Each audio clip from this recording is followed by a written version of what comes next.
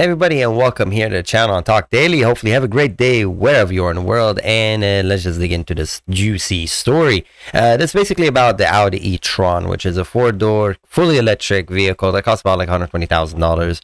And before I go any further, this article is written by, photography by Michael Samiri, and let's just see who's written by. It's written by Joey Caparilla, and as always I have a link to this article in the description below. This is from Car and Driver. So, what's special about this vehicle? It's about 120,000, 522 horsepower. It's fairly quick. So let's just look. I'm gonna go all the way down and give you just basically the summary of it. It's a 5-passenger, 4-door, about $121,000, 522 horsepower. So it has a front motors and a rear motor, permanent magnet, alternating current, and the torque is 472 foot-pound of torque. The range is 240. So 240 miles. Again, if you're new to this channel and you don't know, I'll let you know. I'm very finicky about range. I'm to me, if you don't have range in your vehicle, it's, again, this has range. 240 is good, and Car and Driver recorded at 230. But to me, the range, it's just kind of low. It's a little bit in a low place, but again, let's not knock it. It looks really beautiful. It gives you 0.9G of grip, so it handles very well. It looks nice. It's a really nice looking car. It's not cheap. It's not cheap. Again, this is an expensive brand. If you want a cheap car, this is not a place to look at, okay? Again, I'm showing you like in a city area, and 200 some miles. It's not bad. Every time I look at the picture, it looks nice from all the angles I'm looking at. I mean, this part right here is kind of, it looks like it's been dented, but not. I don't know. I think it's part of the whole lure, just those strong lines. But to me, it feels like this is not in line here, like this gap, like. But again, it's a lot of cars have it. So anyway, but beside that, because the fenders are wide, kind of like wider fender, it looks really nice. The interior looks fast. I don't understand what's going on right here. I don't know what this is. Why is the dash kind of, maybe because of the light reflecting it? I have no idea. But it looks really nice. I mean, there you go. Now I can see the dash. It looks beautiful. And I love how it's like tilted towards you, so you kind of feel like you're cocooned, you know, something like you're in this fighter jet. It's really nice. It has everything is in reach. I love it. I really, really do love it. Of course, I mean, that's an Audi. It's always, the build quality is what you expect it to be. And here's a closer look of the dash, and you can see parking and charge and RPM. It's just, again, I think it's just beautiful. It's very simple, and it's just straight to the point. So, you know, I mean, again, the steering wheel, I do love the steering wheel. I think it's that flatness on the bottom of the steering wheel, something I like. Some people don't, but I do like it. I really can't look at this car and give it any negative points. This really isn't, because I mean, as far as the interface, you know, I'm pretty sure they have Apple connection, so you're fine, or Android. It's a beautiful car. Really clean. e-tron, that's basically their full electric lineup. Speakers in the door, that's nothing new, but again, just the material. That's the front trunk, the front, and then obviously windshield wiper over here.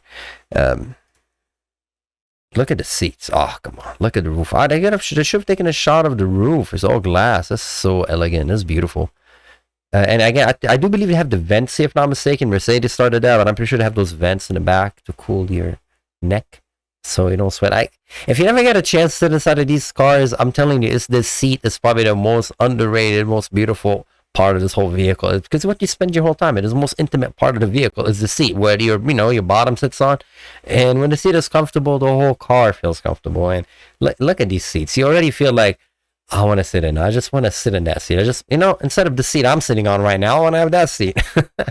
It's beautiful. Look, like they heard me and just got you a closer look. Obviously, that has those vents and those little fans, and Mercedes started with that, with the whole like circulating so you don't sweat. That's awesome. Look at the back seat. It's pretty. And I feel like my Recaros look like that, but anyway, that's no comparison, my Recaro seat to this. But look at the roof. Oh my God, it's gorgeous. It's gorgeous. This is the back seat. Oh man, look how pretty it is. And you can still put 5 people. I mean, not the most comfortable, but you can still put them in here. Oh no, there's some stain on the seat. Yeah. No, I think it's my monitor. Again, it just looks pretty. The whole Audi look, I love it. It's really pretty. And e-tron GT. Ah, gorgeous. Good job for Audi. It looks really pretty. I love it. So basically, as far as horsepower and whatnot, again, the range to I don't know. I really think I just wish it has a bit more range, but it's just me because I'm always thinking as far as like, oh, how gotta last long, because I'm, people have this car, they don't worry about it, they're just gonna have it for a couple of years and get a new one. But anyway, so it goes on saying what the tire it has a Pirelli Zero, which is very grippy tires, and it's telling you it gives you about 0.9 G around the skid pad. If you don't know what a skid pad, and when you know what these numbers are, I mean, for them to figure out how the car grips, you just go around in a circle until you slide from that circle. As long as you're holding on, your G meter is reading. Once you start sliding, you bye-bye. So that's basically what it is. If you have the chance, go to the track and go to the skid pad on the track when they have it open and just do a circle. And just see, the more you give it gas, after one point, if you have a front-wheel drive car with understeer, if you have a rear-wheel drive or oversteer, or I mean, again, this is driving technique. That's a whole different video. But the point is, this is what they're discussing. But I don't think people have this car are gonna utilize it for that purpose. I think you're just gonna drive it around town. But the extra grip gives you more confidence. You feel, feels better. Instead of sliding, you're just kind of going where you want to go. So it's good. And the skid pad stopped from 70 miles per hour, 159 feet. Again, they're just saying very respectable number. They're comparing it to the Taycans, and the Taycan did 1.3 Gs on 47 feet. It's whatever. I'm not a big fan of all these numbers. I just think about the feel. I think this car just feels really good. Look at the seat. Look, it feels very comfortable. I haven't get a chance to drive it. And they're talking about the EPA range is 238 miles for the base car and 232 miles for the RS. I honestly wish it has more. But I mean, if your destination has a charging station, that's good. So, oh man, that's when I see 200 miles. But I mean, my modified car gives me about 200 something miles, but then I can fill it up in gasoline in 2 seconds. So that's a different story. And they keep comparing it to the Porsche. I don't know why. And they're talking about the 10.1 inch touchscreen are familiar from the A6 and the A7, but instead the haptics screen lowered down on the dash that controls a Havoc function. The e-tron has a simple array of toggle switches. Yeah, that's the thing we just saw earlier right here. I think that is a must on a lot of vehicles. If the controls for the Havoc is something I have to go in the sub menu, that's a no for me. You need to be able. I don't want to spend a lot of time. I want to be able to pay attention to the road. I'm one of those people when I drive.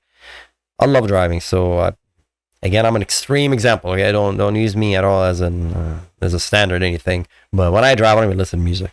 I love driving. All I do is drive. I mean, we drove how much? 1,500 miles. Like from Vegas all the way to Utah, and I don't know, I like driving.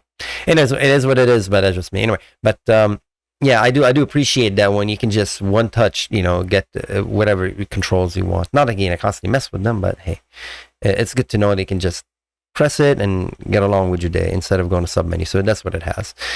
Anyway, so last thing, 0 to 60, 3.6 second, fairly quick, 100 miles, 8.5, quarter mile, 11.9 seconds. And car and driver, their 75 mile per hour highway range was 240 miles. EPA was 238. So anyway, let me know what you think of this vehicle in the comments below. I think it's beautiful. Good job for Audi. And if you're getting one, congratulations. And let me know if you think the range is sufficient. I always talk about the range. It'll be more interesting to see what more people think. Well, if you actually own an electric vehicle, are you comfortable with a 230 mile range? And let us know what you think. And let us know what you think about that in the comments below. Anyway, as always, drive safe. Thank you for watching, and I'll see you next time. Bye bye.